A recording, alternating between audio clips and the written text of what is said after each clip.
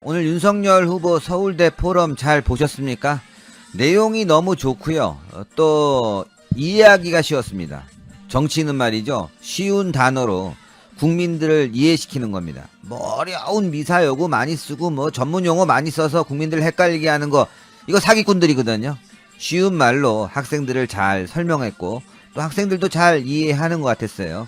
오늘 내용이 굉장히 좋았습니다. 이준석이 옆에 앉아서 괜히 방해한 거 빼놓고는 다 좋았어요. 이준석만 없었으면 더 좋았는데, 제가 오늘 한밤에 토크도 하겠지만 이렇게 또 방송을 잡게 된 이유가 이준석 보도를 보고 이거는 꼭 좀 얘기를 해야 되겠다. 이거는 짚고 넘어가야 되겠다는 부분이 있어서 제가 방송을 잡게 됐습니다. 여러분들 들어오시면 구독 버튼, 추천 버튼 꼭 눌러주십시오. 사람이 살면서 말이죠. 남을 비방하면 딱 걸리게 돼 있어요. 예. 저도 현장에는 안 나가지만 요즘, 왜냐면 이제 안에서 마무리 지을 일도 많고 오시는 손님도 많고, 이제 방송 차량 만들어지면 현장도 나가겠지만 현장이 없다 보니까 이제 아무래도 여러 가지로 들리는 얘기들이 있어요. 예. 그래서 저한테 뭐 유튜버들 사이에서 막 뒷담화 까고 막 이런 것들이 환경부 단장을 통해서 다 들어와요. 솔직히 그분은 거기 계속 계시니까. 자기들은 이제 뭐 방송에서는 그런 말을 안 하겠지만, 뒤에 가서 막 엄청나게 막 씻고 다니는 게 얘기가 들어와서, 사람이라는 게 말이죠.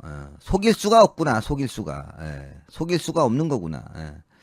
참 그럴 때 보면 좀 뭐 저희가 피해 주는 것도 없는데, 그쵸? 제가 뭐 피해를 줍니까? 뭐 방해를 합니까? 근데 그런 경우에 제가 참 좌절감을 느낄 때가 있어요. 좌절감을. 그런데 아마 윤석열 총장도 저하고 똑같을 거예요. 그런 부분이 있어서 요거는 이준석 발언을 짚는 차원에서 여러분들께 보도를 해야 될 것 같습니다. 자, 들어오시면 구독 버튼, 추천 버튼 눌러주십시오. 자, 요거 보면요. 이준석, 김종인 없이 갈 수도 있다. 그 양반 표현 부적절하다. 참나 어이가 없어서. 이준석이가 말이죠. 김종인 전 비대위원장 합류 없이 선거대책위원회를 구성할 수 있다고 밝혔습니다. 뭐 그건 당연한 거죠. 이준석이는 윤석열 대선 후보가 김 전 위원장을 가리켜 그 양반이라는 표현을 쓴 것에 대해서는 적절하지 못하다고 말했어요. 존중해줘라 이거죠. 그 양반이라는 표현을 쓰지 마라. 근데 이준석 뭐라 그랬어요? 당 지도부 또 중진들에게 파리떼, 하이에나, 거간꾼, 이런 표현 쓰지 않았습니까? 그런데 김종인이 뭐 신이에요? 예수예요? 그 양반이라는 표현을 썼다고 언론에 대놓고 윤석열을 지적한 거예요. 적절하지 못하다. 뭐 나머지 얘기는요, 들어볼 필요도 없는 부분인데, 제가 요거를 좀 지적하고 싶은 게, 김종인에게 그 양반이라고 쓴 표현은 하도 말을 바꾸니까 윤석열 후보가 열이 받아서 이건 좀 너무 심하다. 뭐 만나자고 그랬다. 근데 또 언론에다가는 만나자고 한 적이 없다. 오늘도 뭐 기다리겠다. 외곽에서 돕겠다. 윤석열 후보가 얘기했어요. 그랬더니만 김종인은 나 그런 말 한 적 없다. 계속 윤석열 후보를 거짓말쟁이로 만들고 있는 거예요. 이 노인네가 말을 바꿔가면서. 그러니까 윤석열 후보 입장에서는 좀 짜증도 났겠죠. 물론 뭐 적절하다는 건 아니지만 짜증도 났을 텐데, 이준석이가 이걸 가지고 윤석열 후보에게 그 양반 표현 부적절하다 이렇게 대놓고 방송에 나가서 윤석열을 씹은 건 이건 너무 심한 거죠. 그렇죠? 근데 제가 좀 전에도 말씀드렸지만 사람이라는 게 말이죠. 소문은 계속 돌아요. 소문은. 제가 현장에 없어도 뭐 일부 유튜버들이 제 뒷담화 까고 다니는 거 다 또 현장에 있는 사람들이 저한테 다 일일이 알려줍니다. 아이고 신 대표 꼭 알아두세요. 믿지 마세요. 뭐 이런 식으로. 뒤에 가선 다 욕해요. 근데 절 왜 욕하죠? 제가 욕할 일이 뭐 있나요? 질투지요. 그리고 이 판을 먹으려고 하는 거겠죠? 뭐 이런 식이에요. 저도 기분이 나빠져요. 제가 솔직히 유튜버계 선배고 또 많은 사람들을 또 좋은 방향에서 소개도 해주고 그랬는데, 그런 얘기 들으면 저도 열받죠. 근데 제가 대놓고 얘기는 못해요. 근데 솔직히 뭐 그러려니 해야 되는데, 그런 식으로 말이죠. 이준석이가 방송 다니면서 윤석열 후보 씻고, 그러니까 그 방송 작가들, 또 기자들이 듣고 윤석열 후보한테 전달을 한대요. 예?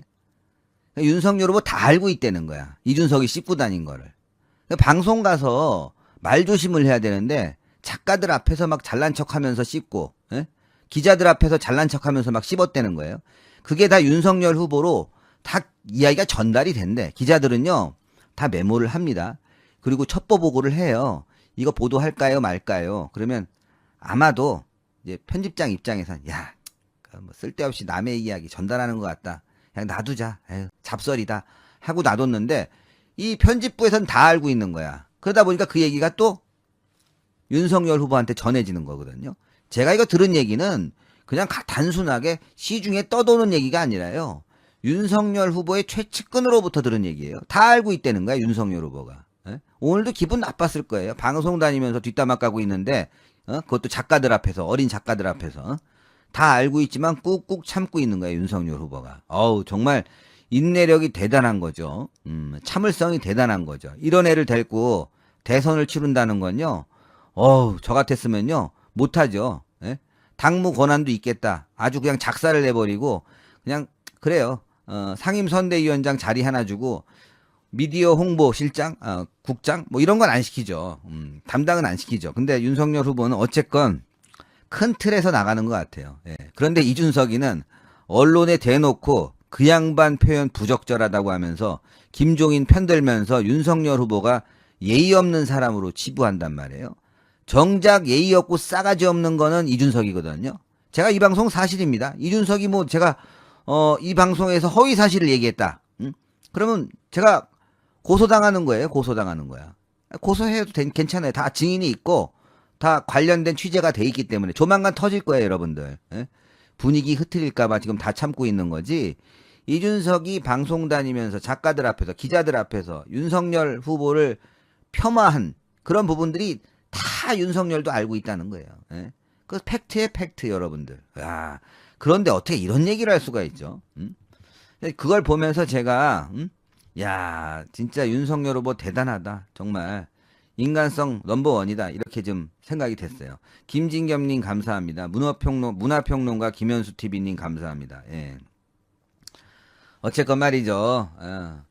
그 남의 뒷담화 까면 다 한 바퀴 돌아서 다 들리게 돼 있어요. 저도 환경부 단장 얘기 듣고 깜짝 놀랐어요. 아니 저는 현장에 잘 나가지도 않고 우리 촬영팀만 나가고 이제 앞으로 나갈 준비하고 있는데 제가 나오는 게 두렵나? 뭐 그렇게 뒷담화를 깐대는 거야.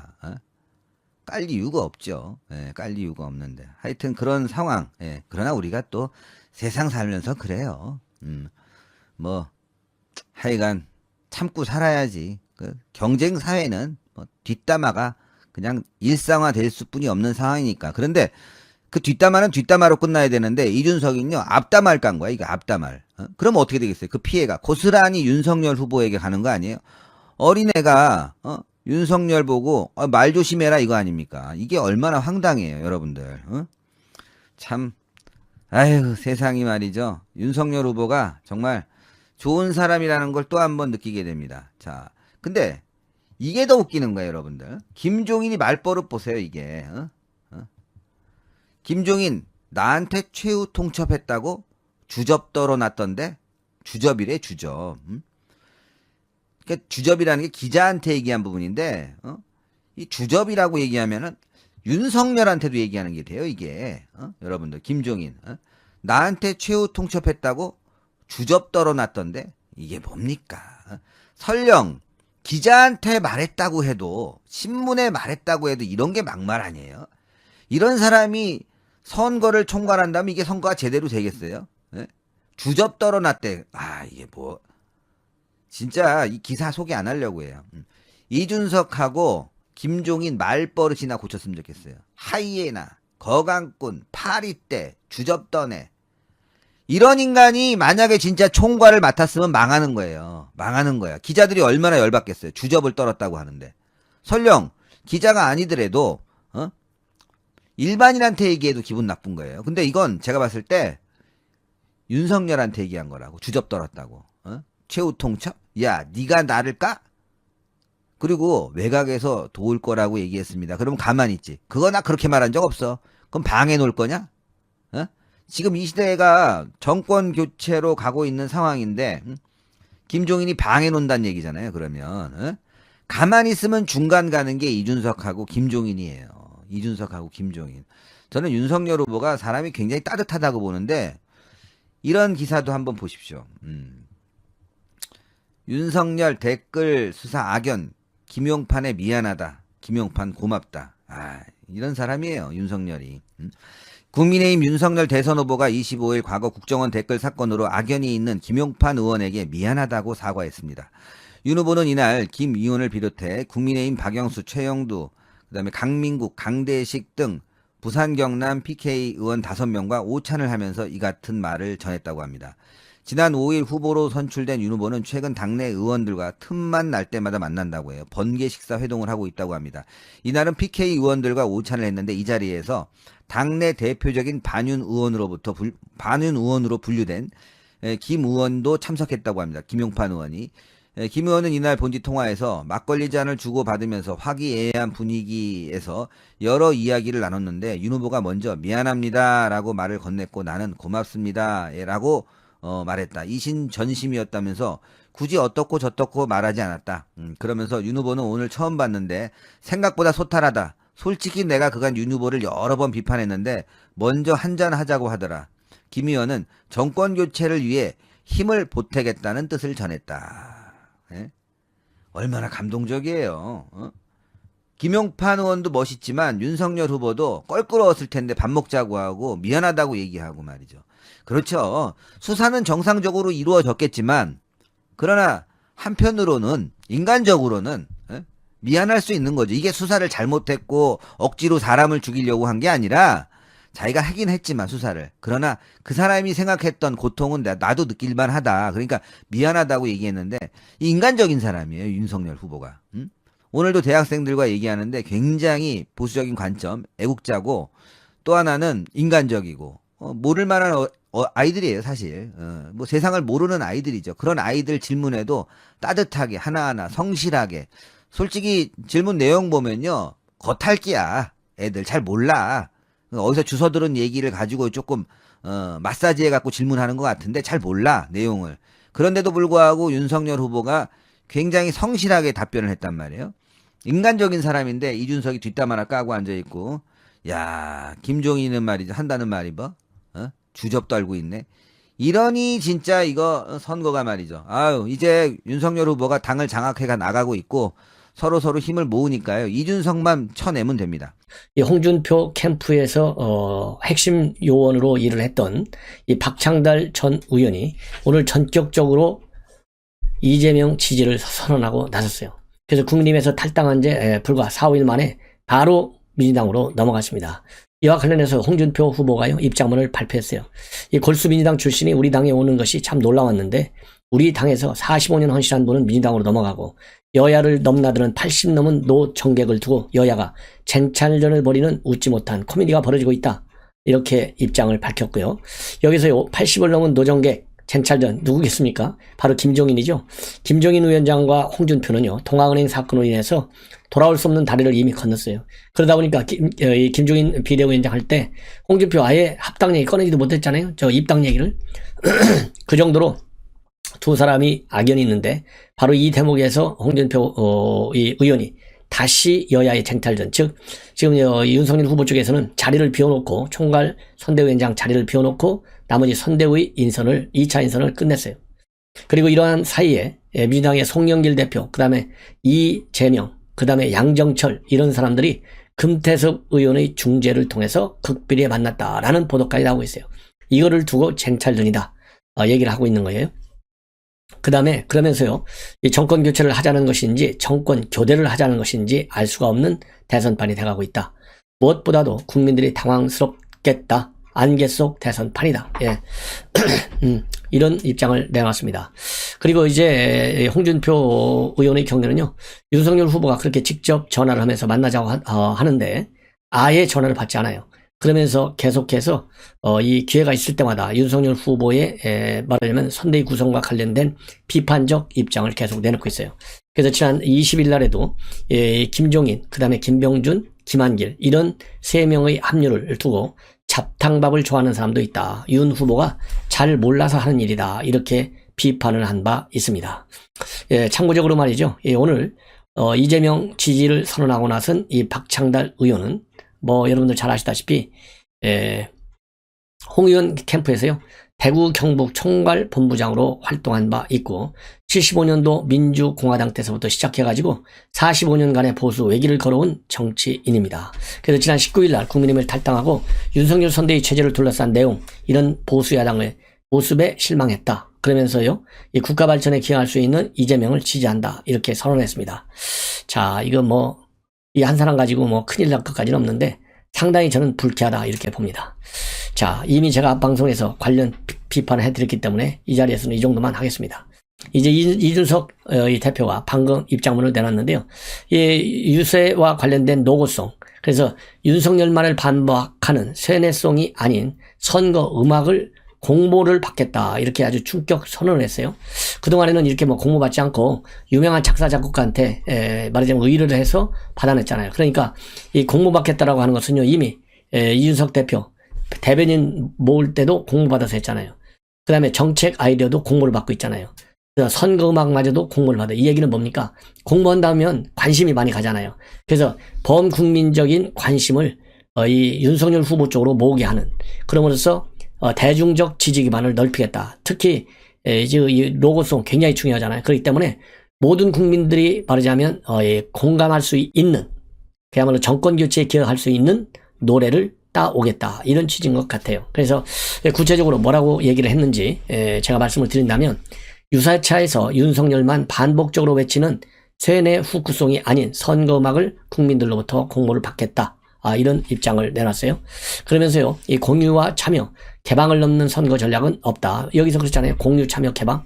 여기도 이렇게 공유와 참여와 개방, 이 선거 전략이 말하자면 본인이 지난 대표 선거 때 썼던 작전이잖아요. 대대적으로 성공했지 않습니까? 예. 그래서 그 전략을 다시 이제 원용하는 것이죠. 여의도 정치권 언저리의 선거업자들은 절대 젊은 세대의 집단적 창작 능력을 넘어설 수 없다.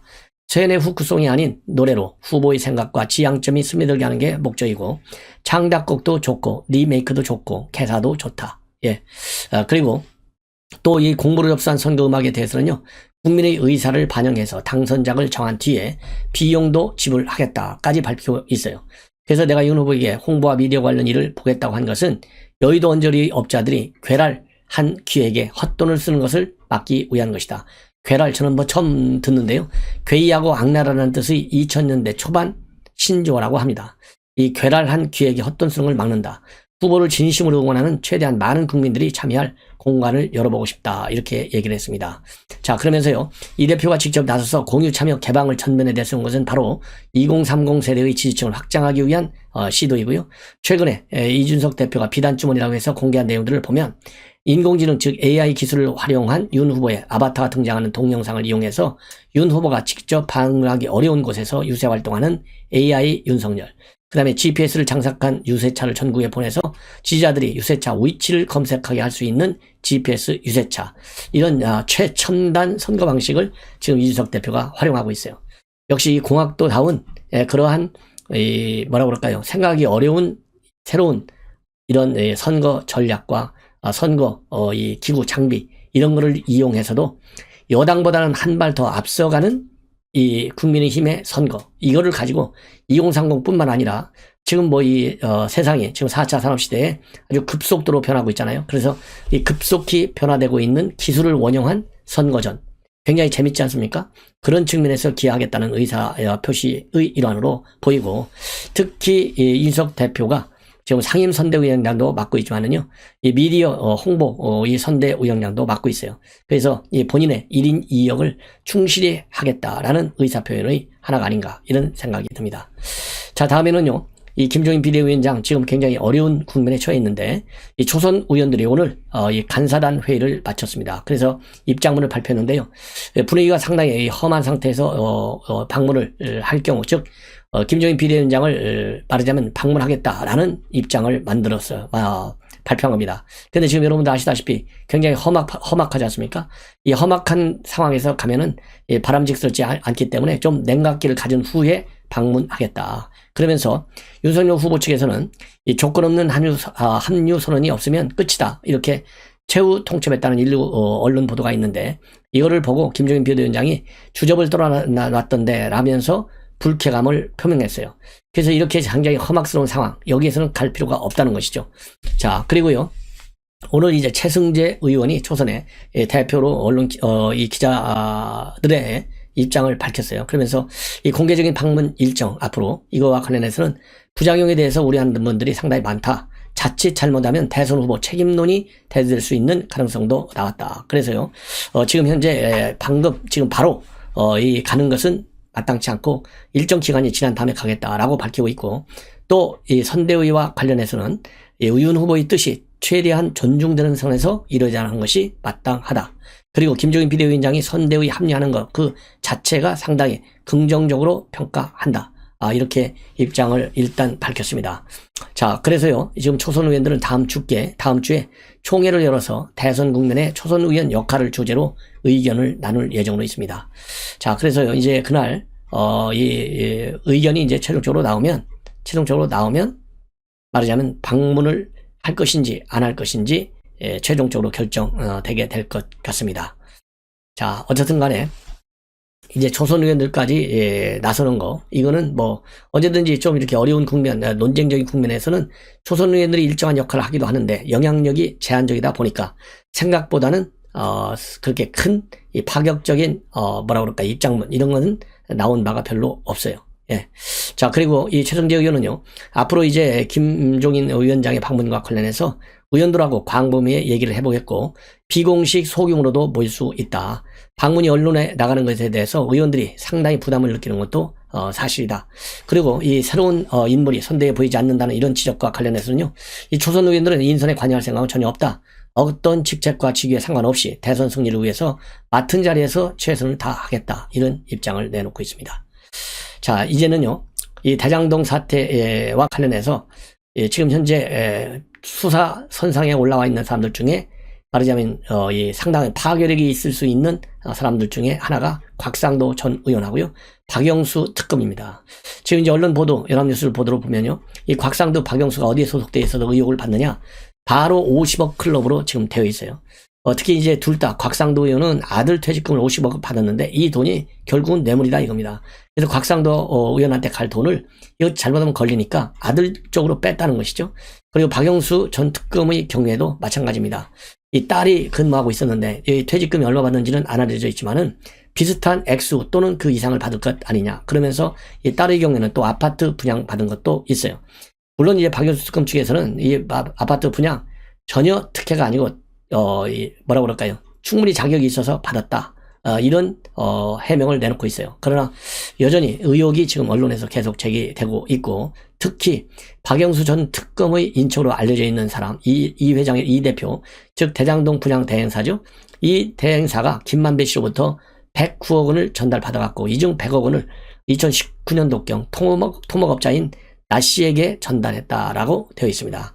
자, 그래서 이 돈 거액 100억 정도가 지금 왔다 갔다 하는데 이 돈의 흐름이 과연 이 박영수 특검하고 관계가 있느냐 없느냐, 이것도 수사의 말하자면 해당 사항으로 지금 되어 있어요. 그리고 또 이 인척 이모 씨는 2014년도께 이 김만배하고요, 남욱한테 사업권 수주 대가로 50억 원을 주기로 약속을 했고 실제로 45억 원을 건넸다라는 진술도 확보한 것으로 되어 있습니다. 자, 그래서요, 지금 이제 곽상도 의원은 일정까지 다 끝냈고 조율이, 박영수 특검은 아직 일정을 조율 중에 있다. 이렇게 지금 보도가 나오고 있어요. 자, 이 얘기는 결국 이제 이재명 후보 비서실장이었던 임승빈 전 실장을 어제 참고인 신문으로 불렀잖아요. 그래서 대장동 사업 전반에 관한 말하자면 정보를 수집하는 것이죠. 그 다음에 혐의 내용을 찾는 것이죠. 자, 그리고 이러다 보니까 이제는 이재명 시장의 정책보좌관 정진상 지금 민주당 선대 비서실 부실장입니다. 이 소환 조사도 조만간에 이루어질 것이다 라는 예측이 나오고 있습니다. 자, 이제는요, 이제 김무성 전 대표, 여러분들께 몇 차례 보도해드린 바 있는데 가짜 수납자 기억나시죠? 이 가짜 수납자로부터 100억 원대 사기를 당한 이 혐의로다가 이 가짜 수납자가 구속되어 있는데, 이 김무성 전 대표도 이 김 씨로부터 외제 렌터카를 제공한 혐의로 이 벤츠죠. 25일 오늘 경찰에 조사를 받았어요. 그래서 오늘 8시쯤에 소환을 해서 11시간가량, 즉 조금 전 7시까지 계속해서 조사를, 강도 높은 조사를 받았다라고 되어 있습니다. 자, 이거는요, 여러분도 아시다시피 수산업자에 대해서 이 김무성 의원의 형, 그리고 김무성 의원 본인들도 말하자면 이 상당히 피해자다. 그래서요, 100억이 넘게 사기를 당했다는 것이죠. 그래서 이 100억이 넘게 사기를 당했기 때문에 일종의 이런 돈을 빌려주고 못 받은 돈, 이걸 가지고 이 벤츠를 빌려 탔다, 이렇게 해명을 하고 있는데요. 자, 하여튼 뭐 그게 그야말로 아무 대가성이 있는지 없는지 이런 거를 지금 이제 경찰에서 조사한 것 같습니다. 그 시민단체 자유대한 호국단이 지난 9월 초에 이 김무성 전 의원을 검찰에 고발했고, 검찰은 이 사건을 경찰에 넘겼어요.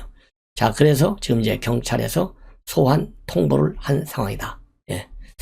자, 이번에는요, 정청래, 참 말도 많고 탈도 많았는데 그동안 조금 조용했어요. 근데 지금 오늘 입장문을 내놨습니다. 바로 뭐냐, 국립공원 내에 문화재 관람로 문제를 제기한 바 있어요.